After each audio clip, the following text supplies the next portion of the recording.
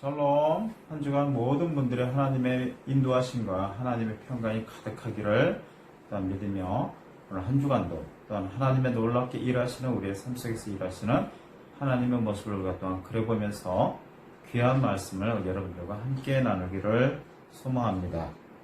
오늘 읽을 하나님의 말씀은 출애굽기 15장 1절에서 21절, 좀 깁니다만 제가 읽겠습니다.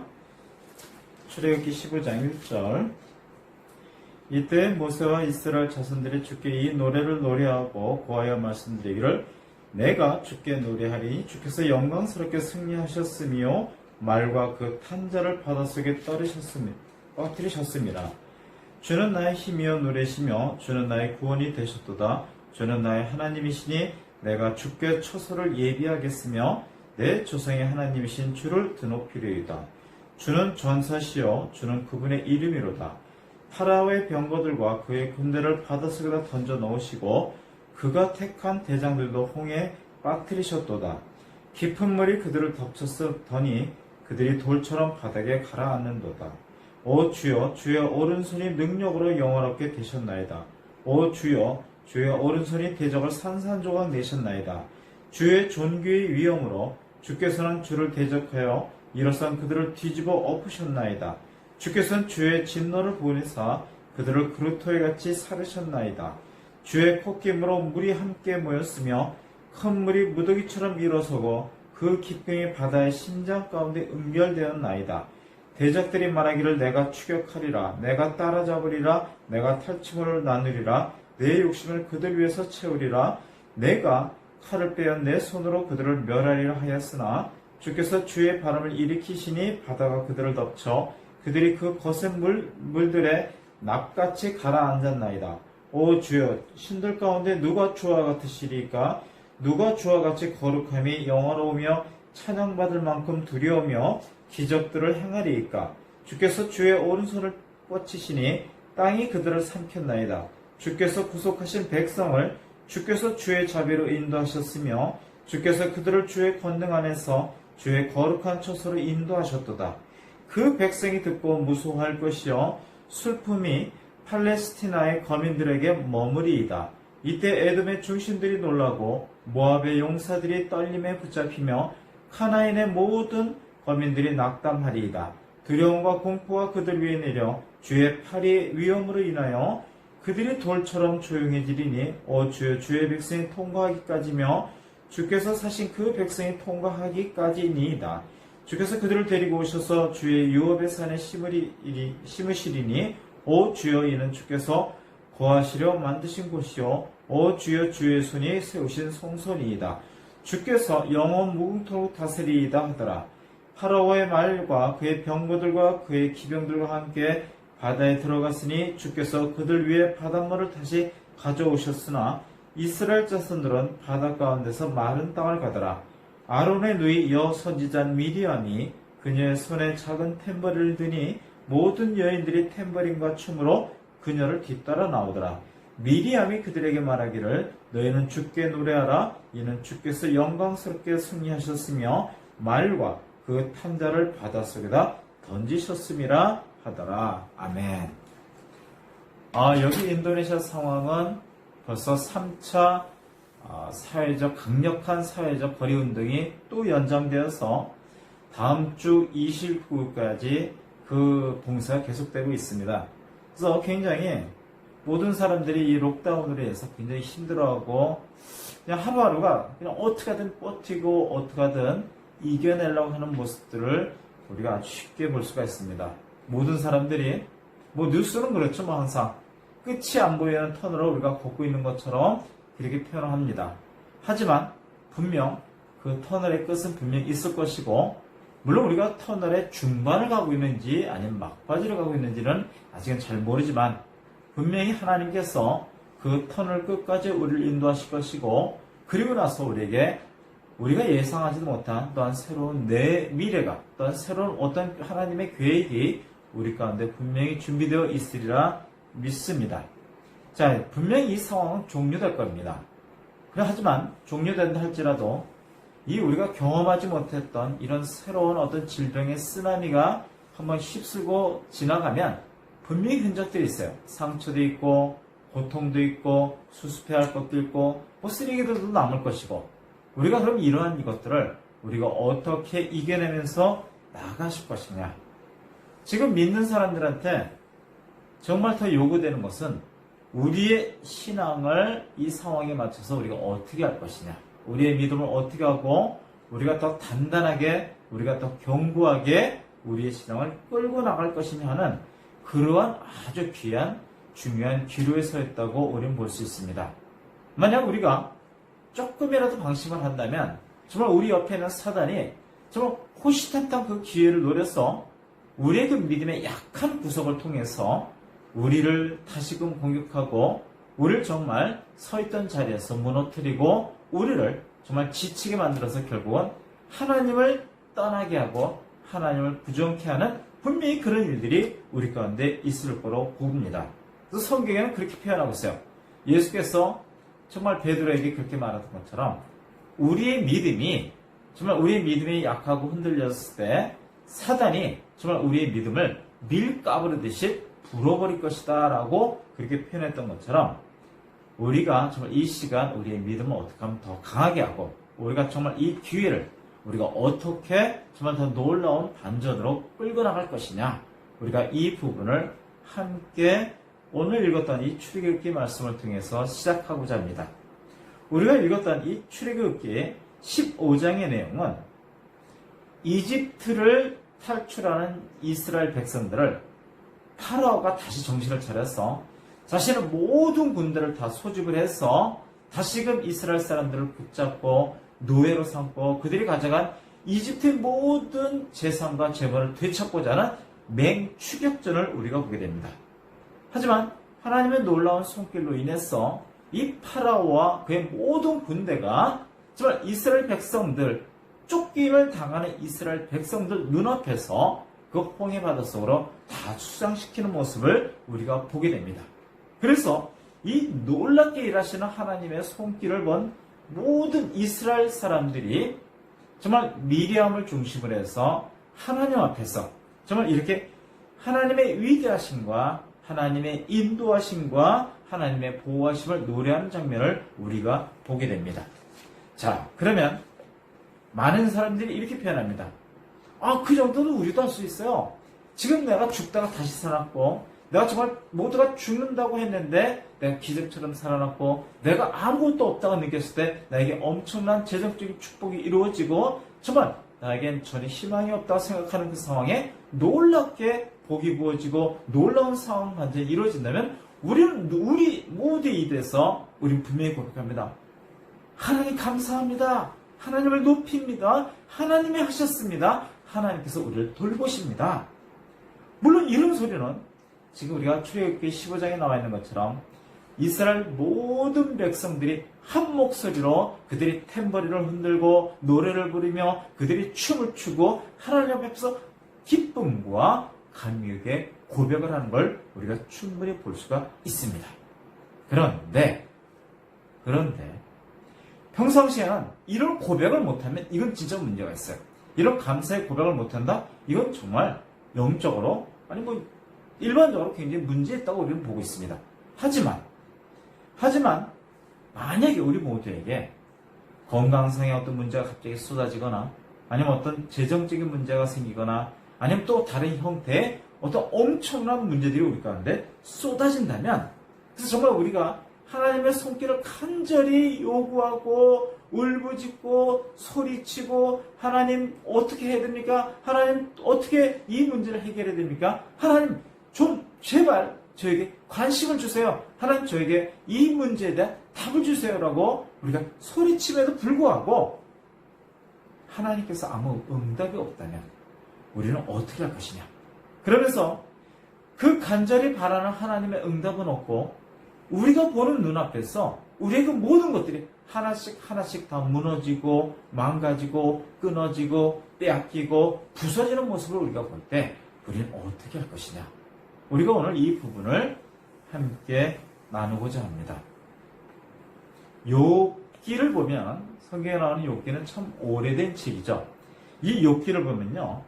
욥기 초반에 정말 사단이 하나님 앞에 나아가서 하나님께서 그에게 복을 주셨기 때문에 그 욥이 늘 하나님을 노래하고 하나님을 찬양하고 하나님을 예배하는 건 당연하지 않습니까? 하지만 만약에 욥에게 그런 모든 복을 다 빼앗고 그의 자녀들을 내가 손을 댄다면 분명히 그는 자신의 입으로 하나님을 증오하고 하나님을 저주하고 하나님을 떠날 것입니다. 그러니까 이렇게 도발적인 말을 하니까 하나님께서 그러면 오케이. 하지만 욥의 생명을 건들지 말고 네가 내가 허락된 범위 내에서만 한번 욥을 건드려 보라고 이제 나름대로 어떠한 그런 일이 벌어집니다. 자, 그래서 갑자기 영문을 모르는 욥은 초반에 아주 엄청난 문제의 쓰나미를 맞게 됩니다. 그가 갖고 있는 모든 재산들이 갑자기 도적에게 빼앗기고 불타게 되고 정말 그 모든 것을 빼앗기는 정말 재산상으로 그 지역에서 나름대로 어떤 재벌 같은 위치에 있었던 그 사람의 모든 재산이 사라지고 순간 또한 잔치를 벌이고 있는 10명의 자녀가 순간 다 몰살을 당하고 또한 자신에게 어떠한 몹쓸병까지 생기고 또한 이런 모습을 보다 못한 아내까지도 자신에게 등을 돌리면서 정말 하나님을 욕을 하고 하나님을 저주하고 하나님을 떠나라고 하면서 그런 어떤 하나님에 대한 부정적인 고백을 요구하는 모습을 우리가 보게 됩니다. 그리고 굉장히 보면 욥에게 있어서는 정말 일생일대의 굉장히 위기고 굉장한 엄청난 도전을 받는 그러한 시기라는 걸 우리가 보게 됩니다. 자, 이런 힘든 시간을 보내고 있는 욥의 모습을 가만히 우리가 계속 이제 쳐다보게 됩니다. 그러면 욥은 그 모든 과정에서 굉장히 긴 장이 챕터가 연결되는데 계속 하나님께 질문을 던집니다. 하나님께 계속 질문을 던지고 정말 그 진퇴양난의 길에 서 있는 그 욥이 자신이 어떻게 해야 되고 왜 나에게 이런 문제가 생겼는지 왜 하나님 나에게 이러한 고난이 계속 쏟아지고 있는지에 대한 아주 수많은 질문을 분명히 던졌으리라고 저희는 충분히 예상합니다. 그런데 욥기서를 계속 읽다 보면 우리가 하나의 놀라운 사실을 우리가 발견하게 됩니다. 그 사실은 뭐냐면 욥은 절대로 자신의 입술로 죄를 짓는 일을 하지 않았다는 겁니다. 그러니까 입술로 부정적인 말도 안 하고요. 불경건한 말도 안 하고요. 하나님을 대적하는 말도 안 하고 하나님께 불평하는 말도 안 하고 하나님께 하나님 왜 그렇습니까? 라는 질문을 던지지만 그 밑에 하나님을 원망하고 하나님께 분노하고 하나님을 저주하는 어떠한 그런 입술의 죄는 절대로 짓지 않는다는 겁니다. 끈질기게 질문 던집니다. 끈질기게 질문 던지고 끈질긴 그 밑도 끝도 없는 그 질문을 통해서 결국은 욥의 그 인내심과 하나님의 그 모든 테스트를 겹친 그 욥에게 결론은 하나님께서 예전보다 갑절에 놀라운 복을 주셔서 그 욥이 정말 놀라운 회복이 되고 회생이 되는 모습을 우리가 볼 수가 있습니다. 느헤미야서 9장 5절에서 25절의 내용을 보면은 우리가 처음에 읽었던 출애굽기 15장의 내용과 아주 비슷한 내용들이 또 한 번 반복적으로 또 한 번 나옵니다. 그럼 이 상황은 뭐냐면 느헤미야서 9장 이 내용은 느헤미야와 정말 그 포로로 끌려갔던 그 많은 사람들이 귀환한 사람들이 그 허물어진 그 완전히 무너진 예루살렘 성경을 보고 그들이 다시 재건축하는 상황을 보게 됩니다. 자, 드디어 우여곡절 끝에 그 예루살렘 성벽이 다 재건이 되었어요. 자, 그리고 나서 느헤미야가 한 일은 그 다음에 장막절을 회복합니다. 장막절을 회복하고 장막절 그 명절 8일째 되는 날 엄숙한 영적인 집회를 그들이 개최합니다. 이 장면은 느헤미야서 9장 이 내용은 모든 백성들 앞에서 제사장들과 레위인들이 큰 소리로 하나님에 대한 고백을 쏟아내는 장면입니다. 그래서 그 내용은 어떻게 진행되고 있냐면 하나님께서 예전에 자신들의 조상을 어떻게 이집트에서 구출하셨고, 어떻게 광야에서 먹이셨고, 어떻게 물을 주셨으며, 어떻게 입히셨고, 어떻게 보호하셨고, 어떻게 그들을, 정말 자신들의 조상들을 어떻게 그 약속의 땅에, 그 축복의 땅에 들이셨는가에 대한 고백들을 정말 쏟아내는 그러한 신앙 고백 같은 내용이 이 내용에 나옵니다. 어려울수록 우리가 다른 사람들은 어떻게 이 위기를 이겨냈는가, 이제 그러한 것에 우리가 귀를 더 기울일 수밖에 없어요. 제가 요즘 보는 책도 그런 내용이 좀 있는데, 그런 내용들 보면 그 내용들, 그 책의 내용들이 예수 전도단의 어떤 얘기들인데, 예수 전도단의 그 많은 선교사들이 각지 세계 오지나 세계 곳곳에서 일어났던 정말 그들의 삶과 그들의 생활 속에서 어떻게 하나님께서 돌보시고 하나님께서 물질을 주시고 하나님께서 공급하시는지에 대한 간증들이 계속 쌓여있는 걸 보게 됩니다. 자, 그런 것처럼 보내심을 받은 이런 선교사들은 항상 하나님의 손길과 하나님의 도우심을 보게 되고 경험하게 됩니다. 저희도 어떻게 보면 올해까지 치면은 인도네시아 생활 18년 차입니다. 뭐 저희가 원해서 온 것이 아니라 하나님께서 보내심을 받아서 저희도 정말 순종하는 마음으로 이곳까지 왔습니다. 그러다 보니까 벌써 18년 차라는 시간까지 오게 됐습니다. 그러니까 저희도 가만히 생각해보면 18년 동안 아무 연고도 없고 말도 안 되고 어떤 근거도 없는 이 땅에서 이 시간까지 오게 된 이 모습들이 정말 하나님의 놀라운 도우심과 손길과 정말 놀랍게 일하셨던 하나님의 기적들을 우리가 18년 동안 경험하고 있었고, 또 하나님께서 더 많은 시간 동안 우리의 삶 속에서 정말 놀랍게 부으실 줄을 저희는 확신하고 있습니다. 자, 그런 것처럼 우리의 삶 속에, 우리 모든 믿는 사람들 삶 속에 보면 항상 하나님께서 일하시는 모습을 우리가 다 알고 있어요. 근데 우리가 좋을 때는, 우리가 기쁠 때는, 넘칠 때는, 우리 모든 일들이 다 술술 잘 풀린다고 생각할 때는 우리가 아주 쉽게 우리 입에서 하나님을 찬양하고 하나님께 감사하고 하나님을 경배하는 모습이 쉽게 나옵니다. 하지만 우리가 좀 힘들고 해결이 안 되고 고난 속에 들어가 있고 우리가 터널 속에 들어가 있다고 생각할 때는 우리가 이러한 신앙 고백들이 쉽게 우리 입에서 쏟아지지 않는다는 게 우리의 문제이고 우리의 약점이라는 겁니다. 그래서 욥기에 있는 욥의 모습을 통해서 또 느헤미야와 백성들이 하는 그 모습을 통해서 우리에게 아마 새로운 교훈을 주시리라 저는 믿습니다.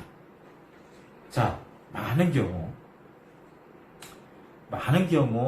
상황이 어려워지면 굉장히 그 많은 것들이 정말 재산들이 다 없어지고 가족들이 다 뿔뿔이 흩어지고 가족들이 병에 걸리고 자신도 병에 걸리고 자신이 어떻게 해야 될 그 답도 없고 밑도 끝도 없는 그러한 어둠 속에 들어가 있다고 생각하면 참 모든 사람들이 굉장히 공황에 빠질 것 같아요. 어떻게 보면 신앙의 공황인데 이런 공황장애를 겪는 사람들처럼 우리의 믿음들도 그렇게 막 흔들리고 때로는 뿌리가 뽑히는 것 같은 느낌도 들고 때로는 순간 하나님을 원망하고 싶은 생각이 분명 우리 가운데 들 수도 있다는 겁니다. 많은 사람들이 불안해하고 많은 사람들이 체념하고 많은 사람들이 두려워하는 이 미래에 대해서 알게 모르게 그들의 입술에는 뭐가 있냐면 부정적인 고백이 있고 좀 불경건한 말들이 쏟아지면서 굉장히 불투명한 미래들을 쏟아낸다는 겁니다. 그럼 우리가 믿는 자들이 우리는 어떻게 할 것이냐? 저들과 동조해서 그냥 인정하고 같이 고개 끄덕거리고 아마 그렇게 될지도 모르겠다라고 짐짓 우리도 같이 예상한다면 여러분 우리도 우리 믿음을 우리가 스스로 놓칠 수밖에 없는 그러한 위험에 빠질 수 있다는 겁니다. 자, 이 나라는 스콜처럼 비가 갑자기 확 쏟아져요. 그 비가 오면요, 내가 아무리 좋은 우산을 들었다 할지라도 여기 비는 그 우산을 뚫고도 온몸을 순간 다 적십니다. 그러니까 비가 많이 오면 우산 쓴 사람이나 우산 안 쓴 사람이나 순간 5분 내에 온몸이 젖는 건 아주 순간이에요. 마찬가지로 강렬한 햇빛이 내려쬐을 때는요. 성경은 뭐라고 되어 있냐면 선한 사람이나 악한 사람이나 그 쏟아지는 비와 쏟아지는 그 햇살에 다 노출될 수밖에 없다고 표현하고 있어요. 또 내가 원하든 내가 원치 않든 나는 그 비를 맞을 수밖에 없고 나는 내가 원치 않는다 할지라도 나는 그 햇볕에서 나는 탈 수밖에 없는 그러한 상황을 보게 됩니다. 그러니까 우리가 지금 이런 상황이 보면은 정말 누구도 피해갈 수 없는 이 상황에 꼭 이런 상황과 똑같이 되면서 우리가 스스로 생각하기에는 모두가 사람들이 요즘은 우리의 입술이나 우리의 표정에 보면은 기쁨이라는 건 사실 찾아볼 수 없고 다들 얼굴 표정들이 좀 무겁고 우울한 모습까지도 보여줍니다. 자, 그럼 우리가 오늘 이 시간 정말 여러분들과 함께 나누고 싶은 제 마음은 우리가 과연 누구냐는 겁니다. 우리가 과연 누구일까요? 우리는 하나님께서 당신의 핏값으로 산 당신의 자녀라고 표현하고 있습니다. 그리고 우리는 또한 하늘나라의 아주 특별한 시민이고 우리는 하나님의 전권대사라고 표현하고 있어요. 그렇다면 이런 때로는 이 쏟아지는 이 스컬에 의해서 내 몸이 좀 젖는다고 해서 내가 하나님을 원망하고 하나님을 분노하고 하나님을 떠나가는 그런 죄를 질 것이냐, 아니면 내 입술로 정말 불평하고 내가 왜 옷이 젖었냐, 나에게 젖으면 안 되는데 하나님을 원망할 것이냐, 우리가 좀 한번 짚고 넘어갈 필요성이 있다는 겁니다. 만약에 다른 사람들처럼 정말 내가 절벽 끝으로 내가 내몰리는 상황이라고 해서 정말 저들처럼 두려워하고 불안해하면서 내가 입술로 정말 죄를 짓는다면 믿지 않는 사람과 똑같은 모습밖에 우리는 가질 수밖에 없어요. 하지만 우리가 이 시간에 우리끼리 다시 한번 다짐하고 싶은 것은 정말 우리의 입술로 정말 그러한 죄를 짓는 것이 아니라 오히려 더 역으로 우리가 역발상으로 우리의 입술로 오히려 더 하나님을 높이고 하나님을 찬양하는 소리를 우리가 더 높이면서 우리의 모습들이 더욱더 하나님께 의존적인 모습이 되기를 정말 소망합니다. 정말 우리가 읽었던 출애굽기 15장의 말씀이나 느헤미야에서 이 말씀처럼 우리가 힘들수록 내가 어려울수록 우리에게 절대로 필요한 것은 아직까지 나의 삶이 이루어질 수 있도록 함께 하신 하나님의 모습을 떠올리자는 겁니다. 하나님의 모습을 떠올려서 정말 방금 내가 홍해를 건넌 사람처럼 방금 내 앞에서 나를 쫓는 모든 추격자들이 저 홍해 바닷속에 다 수장되어 가고 떠내려가는 모습을 보는 것처럼 정말 이 내용처럼 미리암과 모든 여인들이 손에 탬버를 들고 춤을 추며 노래하며 하나님을 찬양했던 것처럼 정말 우리에게 행하신 하나님의 기적과 하나님께 우리가 더 하나님을 알게 되고 어떻게 하면 더 하나님께 더 가까이 갈 수 있는가에 대한 어떤 그런 모든 시간들을 우리가 뒤돌아보면서 우리는 더 어려울수록 더 힘들수록 일부러라도 우리는 하나님을 찬양하는 노래의 목소리가 더 커져야 될 줄로 믿습니다. 우리 믿는 사람들은 항상 도전을 받습니다. 우리 믿는 사람들은요, 어떻게 보면 매 순간 매 시간마다 항상 테스트를 받는 것 같아요. 테스트를 봐서 1단계 통과하면 또 2단계 시험이 있고 2단계 통과하면 3단계 시험이 있는 것처럼 우리는 항상 그 믿음의 테스트를 통해서 우리의 그 모든 것들이 더욱더 단단해지고 기초가 튼튼해지면서 하나님께서 우리에게 부으시고자 하는 그러한 복들을 우리가 받아서 제대로 경영할 수 있는 그러한 체질을 저희는 배운다고 생각합니다. 자, 그렇다면 이 어려운 상황에 우리가 해야 될 것은 정말 보이지 않는 세계보다 정말 보이는 세계를 믿으려고 하는 성향과 우리가 싸워야 된다는 겁니다. 많은 사람들은 그렇게 표현합니다. 아니, 어떻게 그게 말이 되느냐? 누구 보이지도 않는 걸 왜 그렇게 말을 하느냐? 지금 현실은 이런데 현실을 믿으세요. 현실을 따르세요. 현실 가운데 모든 게 답이 있고 이게 정석입니다. 하지만 우리 믿는 사람들은 보이는 일부 세계보다 보이지 않는 그 세계를 우리가 더 확장시켜야 되고 더 믿어야 될 줄로 저는 믿습니다. 하나님께서는 결국은 당신을 사랑하시고 또한 당신께서 우리를 사랑하시는 그 하나님께서는 우리의 삶을 더욱더 두루 살피신다는 겁니다.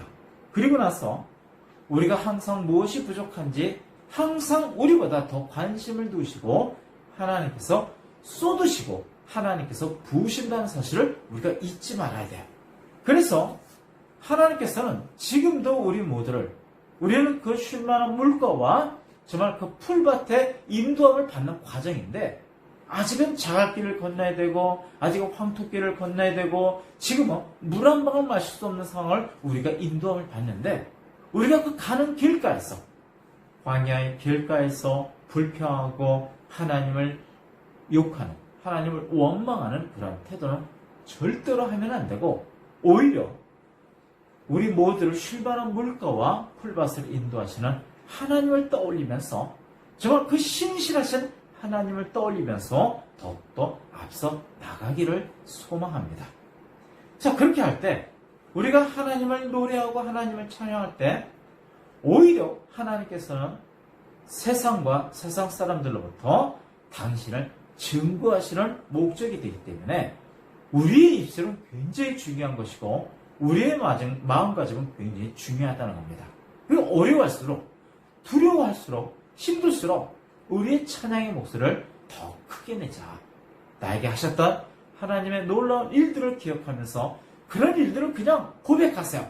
하나님 언제 저에게 이런 일을 하셨죠? 하나님 그때 저에게 이런 것을 허락하셨고 이것을 회복하셨고 이것을 저에게 부으셔서 제가 정말 놀라운 복을 그때 제가 경험했습니다. 이렇게 우리의 입술로 고백하면서 나아가는 모습 되기를 소망합니다. 시편 87편을 우리가 함께 보면 내용이 너무 길어서 시간상 제가 읽지는 못하겠습니다. 시편 37절의 내용, 그 편의 내용을 보면 시편의 내용은 다윗의 쓴 그 노래라고 표현되고 있는데 이 다윗의 시가 저는 이 시간에 우리 모두에게 다 적용될 수 있다고 저는 믿습니다. 자, 기록된 말씀을 우리가 하나님의 로고스라고 합니다. 근데 우리가 시편 37편의 내용을 우리가 눈을 한번 쭉 읽고 이런 내용이 있구나 그냥 이렇게 받아들이는 것이 아니라 정말 저나 여러분들한테 정말 간곡히 제 자신에게도 다시 한번 간곡히 부탁하고 싶은 것은 시편 37편의 모든 구절들이 이 시간 이후로 여러분 한 주간 말입니다. 우리 모두에게 살아서 역사하시는 하나님의 말씀, 즉 우리 각 개인에게 적용되는 레마의 말씀이 되기를 정말 소망합니다. 그래서 여러분 한 주간만 테스트를 한번 해보세요.